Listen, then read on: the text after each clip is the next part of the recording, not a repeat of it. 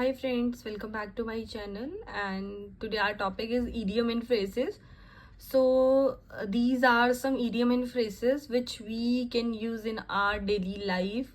और ये सारे जैसे कहावतें बोलते हैं ना, हमने हिंदी में बोलते हैं ना कहावतें, वैसे इंग्लिश में कुछ इडियम और फ्रेसेस होते हैं जिन्हें हम यूज़ कर सकते हैं अपने डेली लाइफ में. ऐसे छोटे छोटे इडियम्स हैं to improve your English, to improve your like speaking practice. So first is raining cats and dogs. So raining cats and dogs is an idiom. So इसका मतलब होता है raining heavily. जब तेज बारिश होती है तो आप उसको बोल सकते हो raining cats and dogs. So ये idioms and phrases हैं friends. इसका मतलब सच में ऐसा नहीं होगा कि cats and dogs rain कर रहे होंगे. It's not like that. इसका मतलब ये है कि इतनी तेज बारिश हो रही है.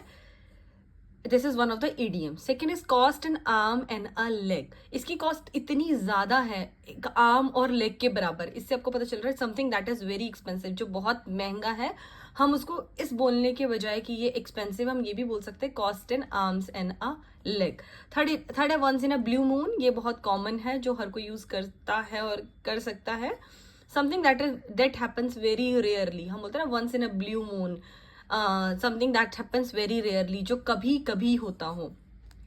The ball is in your court. Ball is in your court मतलब अब आपके पास है, you are the decision maker. अब आप डिसीजन मेकर हो, आप डिसाइड कर सकते हो कि मुझे आगे क्या करना है.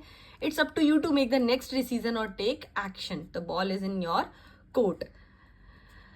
फिफ्थ है on the same page. To have a mutual understanding और एग्रीमेंट ऑन समथिंग. दो लोगों की एक ही चीज पे अंडरस्टैंडिंग होना और एग्रीमेंट होना, इसका मतलब है दोनों एक ही पेज पे हैं. To on the same page.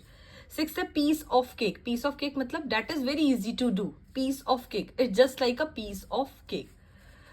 Seven है hold your horses. Hold your horses मतलब wait a moment, be patient, थोड़ा आराम से, या होल्ड योर हॉर्सेस, आप थोड़ा वेट कीजिए. इसको हम वेट अ मोमेंट को हम बोल सकते हैं होल्ड योर हॉर्सेस. 8 नंबर है व्हेन पेग्स फ्लाई. ऐसा पॉसिबल है नहीं कि पेग्स फ्लाई करेंगे. Something that will happen, that will never happen. इसका मतलब है when pegs fly that will never happen, जो कभी होने वाला नहीं है. तो हम उसके लिए बोलते हैं व्हेन पेग्स फ्लाई, तब ये बात होगी. Something will never happen.